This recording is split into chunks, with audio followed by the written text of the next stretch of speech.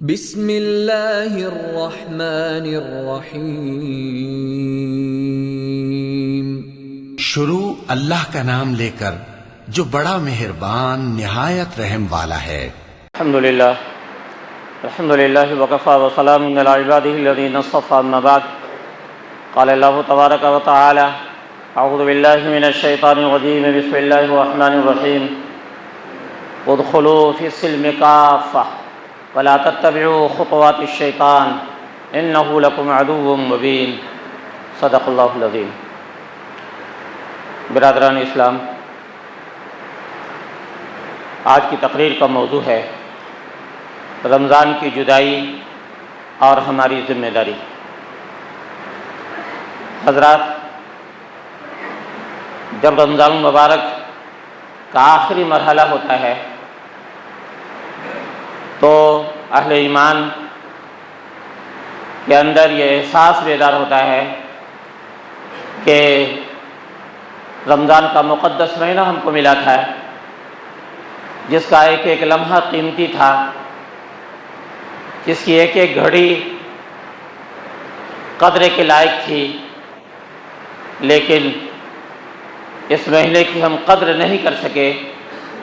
اس مہینے کی قدر دانی ہمیں اس طرح سے نصیب نہیں ہو سکی جس طرح سے ہونی چاہیے تھی، اور یہ مہینہ کل شروع ہوا تھا اور بس جدا ہونے کو ہے، جدا ہونے والا ہے، ایسا محسوس ہوتا ہے اہل ایمان کو۔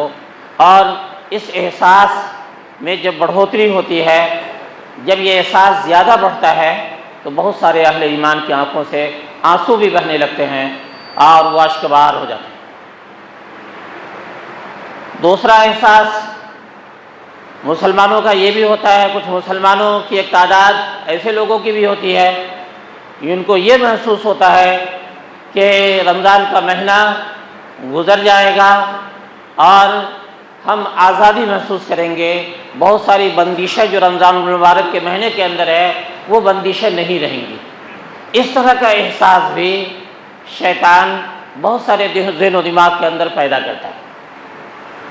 یاد رکھیے کہ رمضان المبارک کا جو مہینہ ہے، اس میں ہم نے رمضان کے روزے رکھے، اور رمضان کے حوالے سے، قرآن کے حوالے سے، قرآن کی نسبت سے، رمضان کی نسبت سے بہت سارے اچھے اعمال کیے۔ رمضان کے روزے رکھے اور رمضان کی نسبت سے بہت سارے اچھے اعمال کیے، اور بہت ساری برائیوں سے اپنے آپ کو بچانے کی کوشش کی۔ لیکن رمضان کا مہینہ گزر جانے کے بعد اصل میں اسلام کا روزہ شروع ہوتا ہے۔ اسلام کا روزہ کبھی ختم نہیں ہوتا، کوئی مہینہ اس کے لیے خاص نہیں ہوتا، بلکہ رمضان کا مہینہ آتا ہی اس لیے ہے کہ اسلام کا روزہ رکھنے کے ہم لائق بن جائیں۔ کیا مطلب؟ مطلب یہ ہے کہ رمضان المبارک کے مہینے کے اندر روزہ رکھ کے ہمارے اندر یہ احساس بیدار ہوا تھا کہ ہم غلط کام نہیں کریں گے، اپنی آنکھوں کی حفاظت کریں گے، اپنے دل کی حفاظت کریں گے، اپنے دماغ کا صحیح استعمال کریں گے، اور اپنے ہاتھ پاؤں جس میں کہ ایک ایک عضو کا صحیح استعمال کریں گے۔ یہ جذبہ بیدار ہوا تھا، کیونکہ ہمارا روزہ ہے، غلط کام ہم سے نہیں ہونا چاہیے۔ اور اس کے ساتھ ساتھ جب غلط کام سے اپنے آپ کو ہم نے روک لیا تو اچھے اعمال زیادہ سے زیادہ ہم کر پائیں، اس کی اللہ تبارک و تعالیٰ سے ہم توفیق مانگتے رہے، اور اللہ تعالیٰ کی توفیق سے بہت سارے اچھے اعمال ہم سے ہوئے۔ ضرورت اس بات کی ہے، ہماری ذمہ داری ہے کہ رمضان مبارک کے مہینے کے جانے کے بعد اصل ذمہ داری ہماری شروع ہوتی ہے، اصل ہمارا امتحان شروع ہوتا ہے کہ رمضان کا حق ہم سے کہاں تک ادا ہوا، رمضان المبارک کے مہینے کا حق ہم نے کہاں تک ادا کیا۔ اگر رمضان المبارک کے مہینے کے جانے کے بعد جس طرح سے نماز کی پابندی رمضان المبارک کے مہینے کے اندر کی تھی، اگر وہی پابندی، اسی پابندی کا جذبہ رمضان کے بعد بھی باقی رہتا ہے تو اس کا مطلب یہ ہے کہ رمضان کا ایک حد تک ہم نے حق ادا کیا۔ رمضان المبارک کا مہینہ گزر جانے کے بعد اگر ہمارے اندر یہ بیداری رہے اور اس احساس بیداری کے ساتھ اگر ہم زندگی گزاریں کہ اللہ تبارک و تعالیٰ کا ہم پہ جو حکم ہے وہ یہ ہے کہ ادخلوا فی السلم کافہ، اسلام کے اندر پورے کے پورے داخل ہو جاؤ، ولا تتبعوا خطوات الشیطان، اور شیطان کے نقش قدم پہ نہ چلو، انہ لکم عدو مبین، بے شک وہ تمہارا کھلا ہوا دشمن ہے۔ 100% مسلمان 100% اسلام میں داخل ہو، ادخلوا فی السلم کافہ میں یہی مطالبہ ہے اللہ تبارک و تعالیٰ کا، یہی رمضان کا بھی مطالبہ ہے، ہمارے پروردگار کا جو ہے ہم سے یہی مطالبہ ہے کہ رمضان المبارک کے ایک مہینے کے اندر زیادہ سے زیادہ نماز پڑھ کے 11 مہینے نماز پڑھنے کے ہم لائق ہوئے یا نہیں ہوئے۔ اگر رمضان المبارک کے مہینے کے بعد بغیر نماز پڑھے ہم کو چین نہ ملے تو اس کا مطلب یہ ہے کہ رمضان کا ہم نے حق ادا کر دیا۔ رمضان مبارک کے مہینے کے بعد چونکہ رمضان مبارک کے مہینے کے اندر بہت تلاوت کی ہم نے، مزہ آ گیا، دل کو سکون ملا، اطمینان ملا، اور اطمینان قلبی کے ساتھ جو ہے اللہ تبارک و تعالیٰ کی توفیق سے بہت تلاوت کرنے کی ہمیں توفیق ملی۔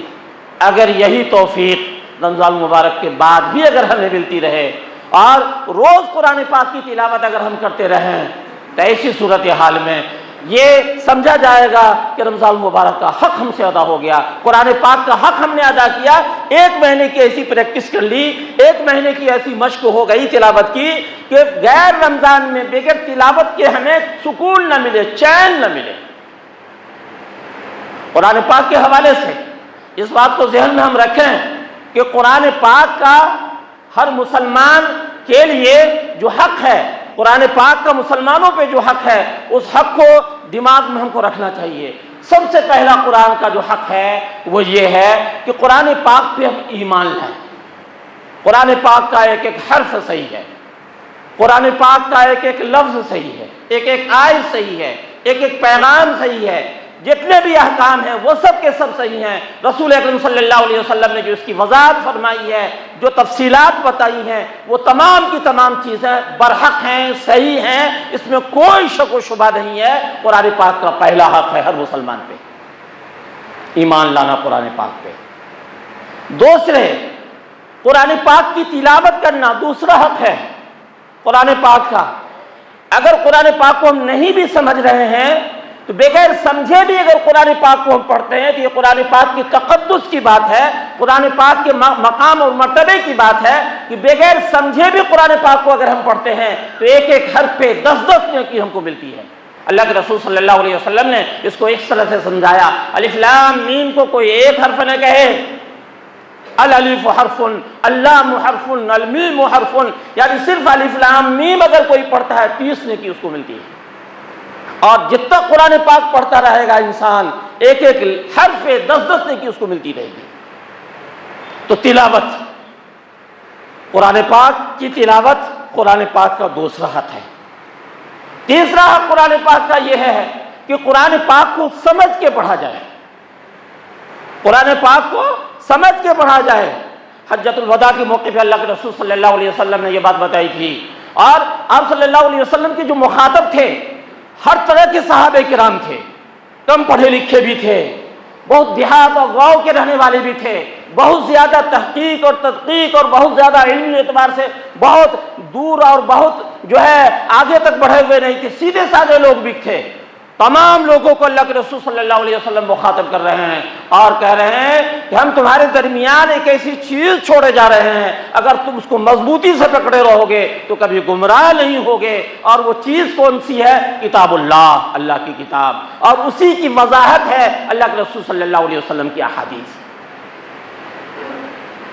تو قرآن پاک کو سمجھ کے پڑھنا، آپ زیادہ نہ پڑھ سکے ایک رکوع ہی پڑھیں، اللہ تعالیٰ توفیق دے اس سے زیادہ پڑھیں، اللہ تعالیٰ توفیق دے تو جو آپ سے زیادہ پڑھے لکھے ہیں اسلام کے اس کی رہنمائی بھی قبول کرتے رہیں۔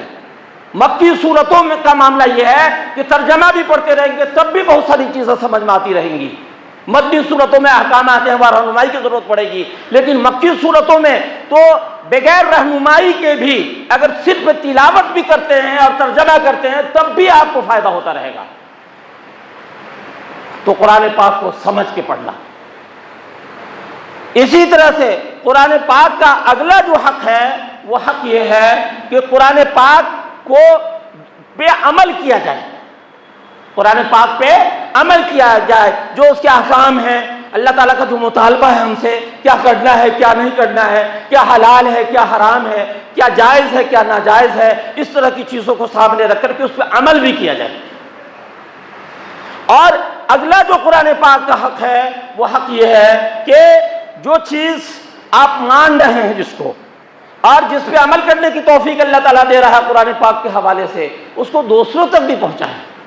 اللہ کا پیغام جو ہے ہر انسان تک پہنچنا چاہیے۔ اللہ کے رسول صلی اللہ علیہ وسلم نے اس طرح کے الفاظ استعمال کیے، بلغوا عنی ولو آیا، ایک آیت کی بھی اگر تمہیں خبر ہے تو دوسروں تک پہنچا دو۔ اس طرح سے قرآن کا پیغام عام ہوگا، اسلام کا پیغام عام ہوگا، اور ہماری شریعت کی ترویج و اشاعت ہوگی۔ اس طرح سے ہم سب کی مشترکہ ذمہ داری ہے، اپنے اپنے لحاظ سے، اپنے اپنے اعتبار سے۔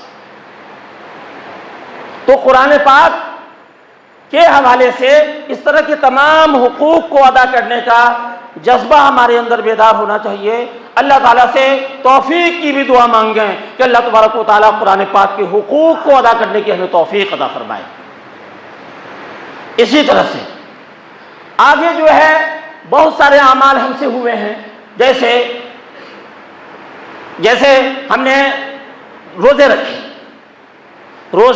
رکھے، یہ ایک مہینے کا روزہ مکمل تو ہو جائے گا چند دنوں کے بعد، لیکن ایسا نہیں ہے کہ اب 11 مہینے تک روزے کا کوئی جو ہے ہمارے لیے کوئی موقع نہیں ہے، ایسا نہیں ہے، بلکہ آپ اللہ کے رسول صلی اللہ علیہ وسلم کی ایک حدیث سماعت فرمائیں۔ اللہ کے رسول صلی اللہ علیہ وسلم نے رمضان المبارک کے آخری مرحلے میں ہی یہ بات بتائی تھی کہ اصل میں وہ اس آیت کی تفسیر ہے کہ اگر انسان ایک نیکی کرتا ہے تو اس کو 10 نیکی کا ثواب ملتا ہے، قرآن شریف کے اندر 8ویں پارے میں۔ اور اگر انسان 1 مہینے تک روزہ رکھا تو کتنے مہینے روزے رکھنے کا ثواب ملا؟ 10 مہینے کے روزے کا۔ اللہ کے رسول صلی اللہ علیہ وسلم نے اس حدیث کے اندر یہ بات بتائی کہ ایک عمل تم کو بتاتا ہوں، اگر تم اس پہ عمل کر لو گے تو سال بھر روزہ رکھنے تم کو ثواب ملے گا۔ وہ کیا ہے کہ شوال کے مہینے یعنی عید کے مہینے کے 6 روزے رکھ لو، کبھی بھی پورے مہینے میں 6 روزے اگر رکھ لیں گے تو ایسی صورتحال میں پورے سال روزہ رکھنے کا ہم کو ثواب ملے گا۔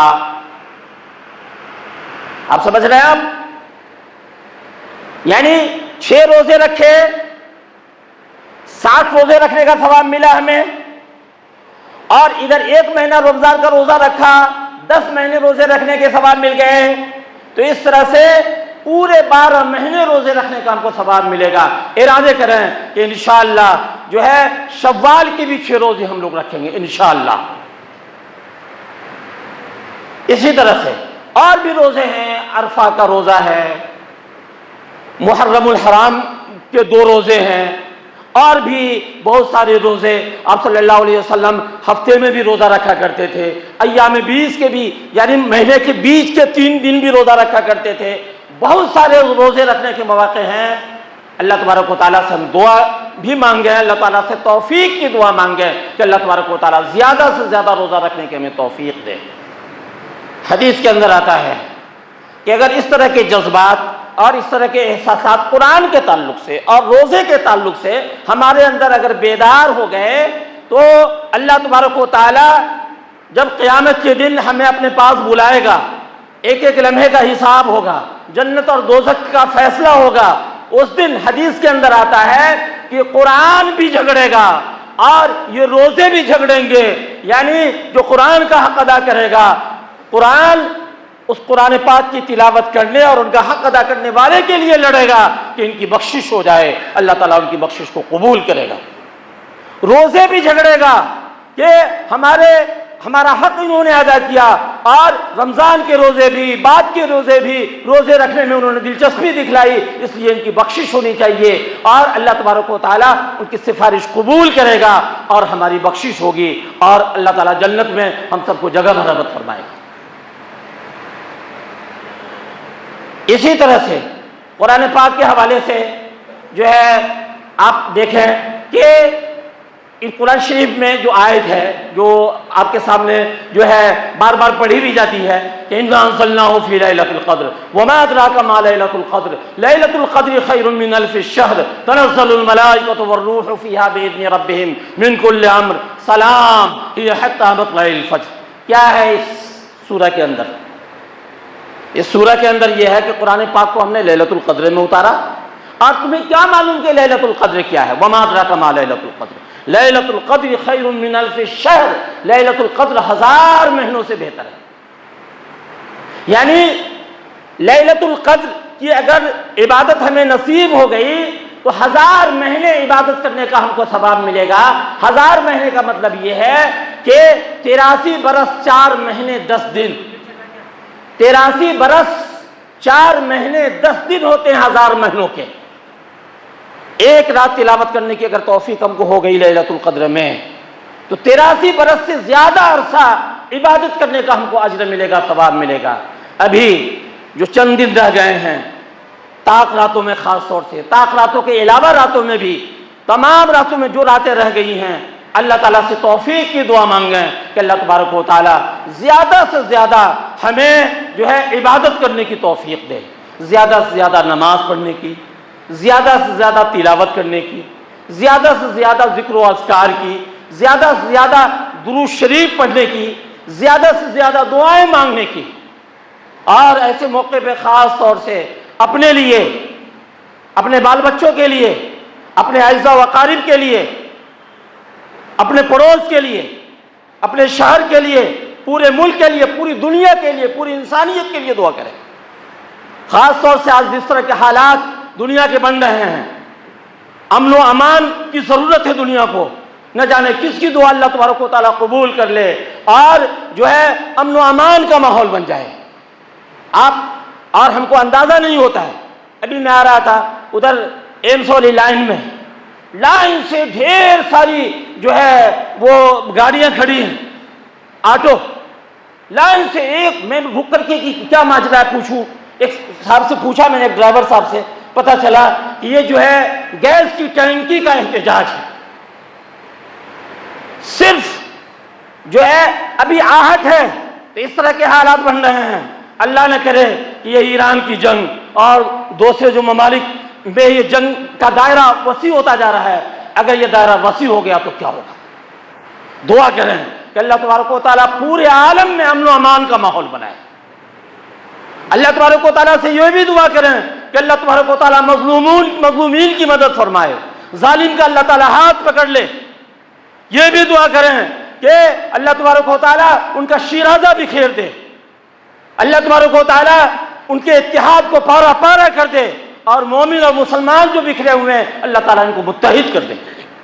اللہم شدد شملہم ومزق جمعہم وفل عدہم ورکز آلامہم والق فی قلوبہم الرعب والجبن. اہل باطل کے لیے یہ دعا کرنے کی ضرورت ہے. اسی طرح سے اور جو ہماری ذمہ داری ہے ابھی وہ یہ ہے کہ ہم جو ہے اس مہینے کے اخیر میں خاص طور سے کیا نکالتے ہیں؟ صدقۃ الفطر. صدقۃ الفطر، صدقۃ الفطر کن کو نکالنا ہے؟ ہر مسلمان جو صاحب نصاب ہے، آزاد ہے، تو ان کو اپنی طرف سے، اپنی نابالغ اولاد کی طرف سے، اور کوئی خادم خاص ہے تو اس کی طرف سے بھی ان کو نکالنا چاہیے. کتنا نکالیں؟ کم سے کم کی مقدار تو میں آپ کو بتا سکتا ہوں. عام طور سے جو اعلانات ہوئے ہیں کہ کم سے کم 70 روپے ایک ایک آدمی کی طرف سے نکالیں. بہت سارے لوگ دوسری روایت پہ عمل کر کے زیادہ بھی نکالتے ہیں. زیادہ میں کوئی حرج نہیں ہے، کم سے کم اتنا تو نکالیں بھی. اور صدقۃ الفطر ہم نکالتے ہیں تو ثواب کیا ملے گا، اس کا فائدہ کیا ہے؟ حدیث سماعت فرمائیے، ابن ماجہ کی روایت ہے. اللہ کے حضرت عبداللہ بن عباس رضی اللہ تعالیٰ عنہ کی روایت کرتے ہیں کہ اللہ کے رسول صلی اللہ علیہ وسلم نے صدقۃ الفطر کے 2 فائدے بتائے. ایک فائدہ یہ بتایا کہ رمضان مبارک کے مہینے کے اندر روزہ رکھ کے، بہت ساری عبادت کر کے بھی اس بات کا امکان رہتا ہے کہ کہیں ہمارے روزے خراب نہ ہو جائیں. کہیں بدنگاہی ہو گئی، غلط سوچ لیا، ہاتھ پاؤں کا غلط استعمال ہو گیا، کان کا غلط استعمال ہو گیا، اور بھی امکان اس کے رہتے ہیں. صدقۃ الفطر اگر ہم ادا کر لیتے ہیں تو اللہ تبارک و تعالیٰ اس طرح کی تمام برائیوں سے ہمارے روزے کو پاک و صاف کر کے قبولیت کے لائق بنا دیتا ہے۔ دوسرا فائدہ اس حدیث کے اندر صدقۃ الفطر کا یہ بتایا گیا ہے کہ صدقۃ الفطر جب انسان ادا کر لیتا ہے تو صدقۃ الفطر ادا کرنے کی وجہ سے بہت سارے غریب مسکین سماج کے وہ بھی ہماری عید کی خوشی میں شریک ہو جاتے ہیں۔ یہ صدقۃ الفطر کے فائدے بتائے گئے ہیں۔ اسی طریقے سے کچھ چیزوں کو اور آپ ملحوظ رکھیں تو اور بھی جو ہے ہم کو فائدہ ملے گا، اور ایک اہم پیغام اللہ تبارک و تعالیٰ کا جو ہم قبول کرنے والے ہوں گے۔ اگر رمضان المبارک کا صحیح معنوں میں اگر ہم نے حق ادا کر لیا، صرف خانہ پوری کے طور پہ نہیں، فارمیلٹی کے طور پہ نہیں، بلکہ اس تصور سے کہ رمضان المبارک کا مہینہ آیا، بہت سارے اچھے اعمال کرنے کی ہمیں توفیق ملی، بہت سارے گناہوں کا جو لوڈ تھا ہم پہ، گناہوں کا بہت سارا جو بوجھ تھا ہم پہ، وہ اس طرح کے بوجھ سے ہم ہلکے ضرور ہوئے الحمدللہ۔ رمضان المبارک کی برکت سے، رمضان المبارک کی عبادات کی برکت سے بہت سارے گناہوں کے بوجھ سے ہم ہلکے ضرور ہوئے ہیں، لیکن ایک ذمہ داری اور ہے، وہ یہ ہے کہ رمضان المبارک جاتے جاتے بہت ساری ذمہ داریوں کا لوڈ، بہت ساری ذمہ داریوں کا، ایمانی ذمہ داریوں کا بوجھ ہم پہ لاد کے جا رہا ہے اور ہم کو دے کے جا رہا ہے۔ وہ ذمہ داری کیا ہے کہ جو ہے رمضان المبارک کے جانے کے بعد بھی انشاءاللہ ہم نماز نہیں چھوڑیں گے، کہیے انشاءاللہ۔ رمضان المبارک کے بعد بھی انشاءاللہ قرآن پاک سے ہم تعلق جوڑے رہیں گے انشاءاللہ، وقتاً فوقتاً ہم روزے رکھتے رہیں گے انشاءاللہ، اپنے جسم کے ایک ایک عضو، جسم کے ایک ایک پارٹ کو اللہ تعالیٰ کی رضا والے اعمال میں لگائیں گے انشاءاللہ۔ اور اگر یہ سب اگر ہم نے کر لیا تو یہ مزدہ بھی آپ کے ذہن میں رہنا چاہیے، جب عید کا چاند نکلے گا تو اللہ کے رسول صلی اللہ علیہ وسلم نے جو خوشخبری سنائی ہے، وہ خوشخبری یہ لمبی حدیث ہے، خلاصہ بتا دیتا ہوں چونکہ وقت میں گنجائش نہیں ہے۔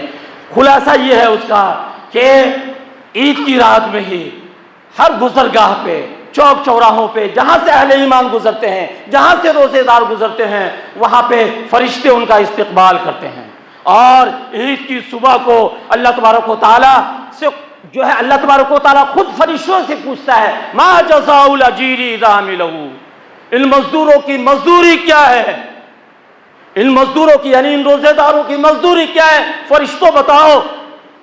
فرشتے جب یہ بتاتے ہیں کہ ان کی مزدوری یہی ہے کہ ان کو پورا پورا بدلہ دیا جائے، ان کی بخشش ہو جائے، تب اللہ تبارک و تعالیٰ کی طرف سے یہ اعلان ہوتا ہے اشہدکم یا ملائکتی انی قد جعلت ثواب صیامہم وقیامہم رضائی ومغفرتی، اے فرشتوں تم لوگ گواہ رہو، میں نے ان کے روزے کے بدلے، رمضان کی عبادت کے بدلے، اور جو بھی اچھے اعمال ان سے ہوئے ہیں ان کے بدلے ہم نے ان کو اپنی بخشش اور اپنی رضا سے نواز دیا۔ اور اللہ تعالیٰ کی طرف سے اعلان ہوتا ہے عید کے دن کہ جاؤ تم سب کے سب جو ہے گناہوں سے پاک و صاف ہو، تم نے راضی کرنے کی مجھے کوشش کی، میں تم سے راضی ہو گیا۔ بہت کچھ اس پیغام کے اندر ہے، ضرورت اس بات کی ہے کہ اس طرح کے پیغام کو ہم قبول کریں، اللہ تعالیٰ سے توفیق کی دعا مانگیں۔ ایک بات آخر میں کہہ کر کے میں اپنی بات مکمل کرنا چاہوں، پتہ نہیں موقع ملے نہ ملے آئندہ کہ جب آپ عید کے دن اپنے بھائیوں کو گلے لگائیں تو اس وقت یہ پیغام یاد رکھیں، یہ اللہ کا بھی مطالبہ ہے، حالات کا بھی تقاضا ہے کہ یہ دیوبندی بریلوی کے جھگڑے کو ختم کیجئے، اہل حدیث جماعت اسلامی کی لڑائی ختم ہونی چاہیے۔ ہم سب کلمہ گو ہیں، ہم سب بھائی بھائی ہیں، ہم سب مسلمان ہیں، کلمہ گو ہونے کی بنیاد پہ اور امت واحدہ ہونے کی حیثیت سے ہم سب ایک دوسرے کو گلے لگائیں، اور ایسے گلے لگائیں کہ ہمارا اختلاف ہمیشہ کے لیے ختم ہو جائے۔ اللہ تعالیٰ سے دعا ہے کہ اللہ تبارک و تعالیٰ اخوت و محبت کے ساتھ، محبت کے جذبے کے ساتھ، انتشار اور اختلاف کو ختم کرنے کے جذبے کے ساتھ اللہ تعالیٰ ہم سب کو عید منانے کی توفیق دے۔ وآخر دعوانا الحمدللہ رب العالمین۔